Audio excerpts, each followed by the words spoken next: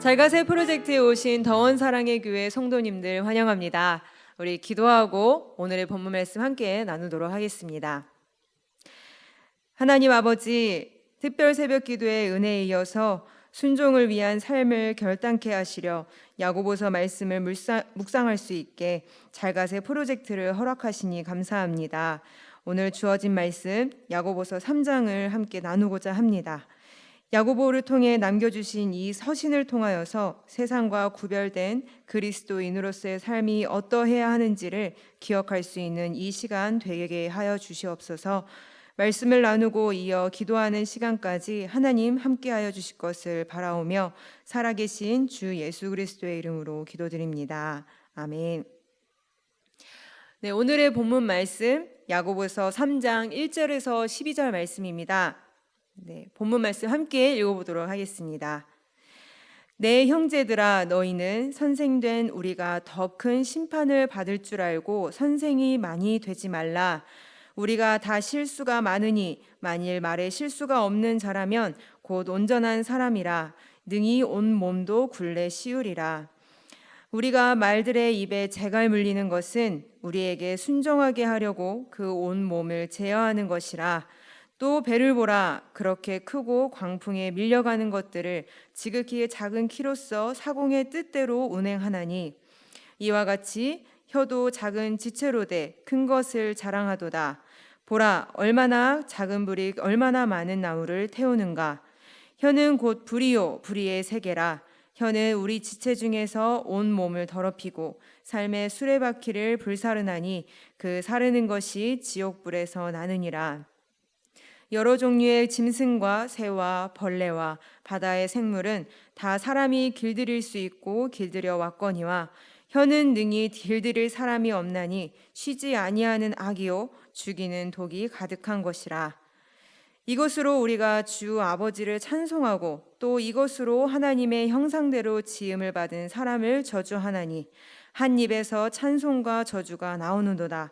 내 형제들아, 이것이 마땅하지 아니하니라. 샘이 한 구멍으로 어찌 단물과 쓴물을 내겠느냐. 내 형제들아, 어찌 무화과 나무가 감람 열매를 포도나무가 무화과를 맺겠느냐. 이와 같이 짠물이 단물을 내지 못하느니라. 아멘. 오늘 본문에서는 말에 대한 언급을 하고 있습니다. 말이 가지는 힘, 그 중요성에 대해서 우리는 많이 듣고 있고 또 매일 경험하고 있습니다. 직장에서 일을 할 때, 그리고 동네 사람들과 함께 할 때, 또 가족들과 함께 시간을 보낼 때, 그리고 교회 지체들과 모이는 그 자리에서 등 보이지 않는 말이지만 적절한 말의 사용으로 우리는 함께 기뻐하고 부적절한 말로 불편함과 고통을 느끼고 있습니다. 말이라는 것은 나의 생각을 표현하고 전달하는 도구입니다. 그렇기에 내 안에 머무는 것이 아니라 끊임없이 타인에게 전달되는 특징이 있죠.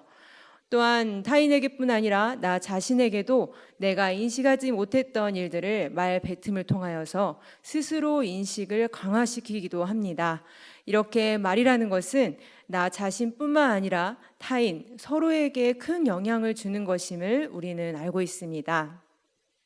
이런 실험을 한 적이 있습니다. 유명한 실험이기에 알고 계신 분들 많이 있을 텐데요. 두 병에 각각 적정량의 쌀을 넣고 한쪽은 긍정적인 말, 한쪽은 부정적인 말을 주기적으로 하는 것인데 결과는 놀랍습니다. 긍정적인 말을 한 병에는 고소한 냄새가 나는 곰팡이가 피었고요. 부정적인 말을 한 병에서는 악취가 나는 곰팡이가 피었습니다.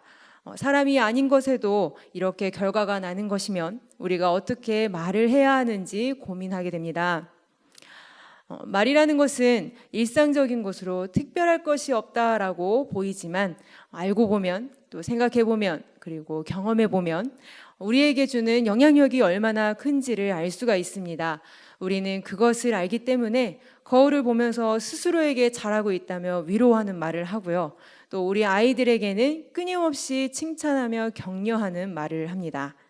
본문에서는 말을 전달하는 도구, 혀라는 표현으로 우리에게 말에 대한 교훈을 하고 있습니다. 그 말의 위력은 4절에서 배의 선장이 작은 키로 큰 배를 움직이게 하는 것과 같고 5절 작은 불이 많은 나무를 태우는 것 같다라고 말하고 있습니다. 이스라엘 건조기 때에는 작은 산불이 공포의 대상이 되는데요. 순식간에 모든 것들을 빼앗아 가버리기 때문입니다. 이처럼 지체 중에 가장 작은 온몸뿐만 아니라 인생 전체를 살을 수 있다라고 본문에서는 말하고 있습니다. 말을 잘못했을 경우에 그 말한 상황뿐만이 아니라 말하는 주체 그리고 그의 인생의 전반적인 것들에 영향이 있음을 이야기해주고 있는 것이죠. 혀가 우리의 삶의 방식을 반영하고 만들어가고 있음을 말씀하고 계십니다. 여기서 그치지 않고 말이라는 것은 영적인 것을 반영하고 있습니다. 우리 9절에 보면 하나님을 찬송하는 말과 하나님의 형상인 사람을 저주하는 말을 우리의 혀를 통해서 입을 통해서 나오고 있다고 이야기하고 있습니다. 우리 주 하나님을 찬송한다 라는 표현 가운데 주라고 말씀할 수 있는 것은 우리를 구원해 주신 분이기 때문에 주라고 부를 수 있고요. 또 아버지라고 말할 수 있는 것은 우리를 자녀로 삼아 주셨기 때문입니다. 주 아버지를 찬송한다라는 것은 우리를 구원하셨고 자녀 삼아 주신 것이 사실로서 우리가 인정이 되었기 때문에 할 수 있는 것입니다. 분명히 영적인 생명을 얻은 자이기 때문에 이 말을 할 수가 있는 것이죠. 이렇게 하나님을 알고 하나님을 사랑하는 자가 같은 입으로 하나님께서 만드신 그것도 하나님의 형상으로 지음을 받은 존재를 저주한다는 것, 이 두 가지가 함께 이루어진다는 것이 야고보는 이해가 되지 않는 것입니다. 그러기에 우리의 존재에 대해서 일깨우면서 또 우리에게 맞는 말의 형식을 교훈하고 있습니다. 하나님의 것을 저주한다라고 하는 것은 확실히 하나님 그리고 천사가 하는 일이라고는 볼 수가 없을 것 같습니다. 이는 사단이 하는 일이라는 것을 알고 우리가 경계해야 합니다. 마태복음 12장 34절입니다. 독사의 자식들아 너희는 악하니 어떻게 선한 말을 할 수 있느냐 이는 마음에 가득한 것을 입으로 말함이라. 아멘. 예수님께서 서기관 바리새인들에게 하신 말씀입니다. 그들은 당시 이스라엘을 대표한 종교 지도자들이었는데 예수님께서 공생의 사역을 감당하실 때 따라다니면서 괴롭히고 방해했던 자들입니다. 구원함을 받은 자들과 함께 같은 자리에서 예수님의 말씀을 듣고 그의 치료하심을 받았음에도 불구하고 마음을 돌이키기는커녕 결국 예수님을 죽이기까지 했죠. 이를 통해서 그들을 주관하고 있는 존재가 악한 존재임이 확실하게 드러났습니다. 그들이 예수님을 죽이기까지 사용했던 것이 무엇이었을까요? 바로 저주하고 헛소문을 퍼뜨리며 비하하는 말을 하며 또 거짓 가르침으로 사람을 미혹하고 또 과장하고 불평하고 아첨과 거짓말 등으로 바로 말을 사용해야 했습니다. 그러면 오늘날에는 사단은 어떤 것을 사용할까요? 삼지창을 들고 소심하게 옆에 서서 찌를까요, 우리를? 정말 지혜로운 존재라고 우리는 알고 있습니다. 교묘한 방법으로 하나님께서 사랑으로 빚으신 이 사람들을 죽이고 있습니다. 바로 이 말이라는 것이 그들의 주된 무기인 거죠. 동시에 이 말이 하나님의 무기이기도 합니다. 예수님은 끝까지 하나님의 말씀으로 악과 싸우셨고요. 눈에 보이진 않지만 이 말씀으로 악을 분명하게 이기셨습니다. 그 확실한 무기를 우리에게 주신 것입니다. 우리에게 주신 복음을 가지고 세상의 악에 대하여서 이기게 하시며 또 죽어있는 자들을 찾아 살리게 하셨습니다. 같은 말이지만 다른 효과를 가져오죠. 죽이는 말과 살리는 말입니다. 나는 어떤 존재이고 그리고 나는 어떤 무기를 사용하고 있나요? 세상 가운데서도 나름 서로 살리는 말을 하려고 합니다. 좋은 마음으로 서로를 대하고 있지만 결국 서로의 영혼을 위한 말은 하지 못합니다. 왜요? 알지도 못하고 경험하지도 못하기 때문인 거죠.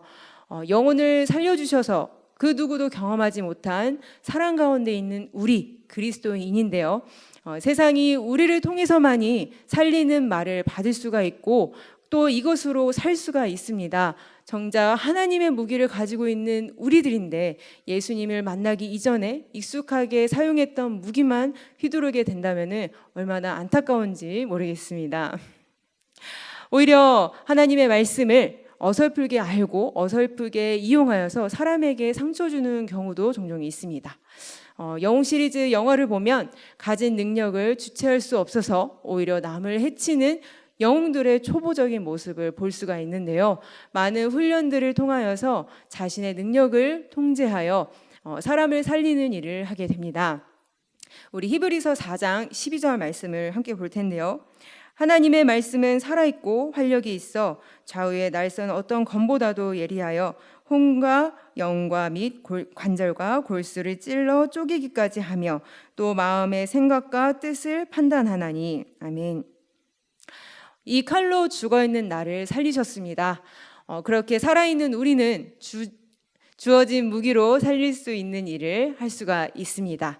이는 성경 66권에 나와 있는 모든 글자에 제한되어 있는 것이 아니라 우리가 살아가면서 사용하는 모든 언어의 길까지 확대될 수가 있습니다. 그게 무엇이 되었든 간에 살릴 수 있는 존재가 되었다는 것을 우리가 기억해야 하겠습니다. 하지만 현실은 어떠한가요? 의도하지 않게 상처를 주게 됩니다. 뒷말하는 것으로 자신의 마음을 시원하게 합니다. 검증되지 않는 이슈에 귀를 기울이며 말을 옮기는 것에 재미를 느껴 합니다. 본문 8절에서도 이 혀를 능히 길들일 자가 없다라고 말하고 있는데요. 아무리 노력해도 안 된다. 우리는 원래 그런 존재라고 합리화하면서 살면 될까요?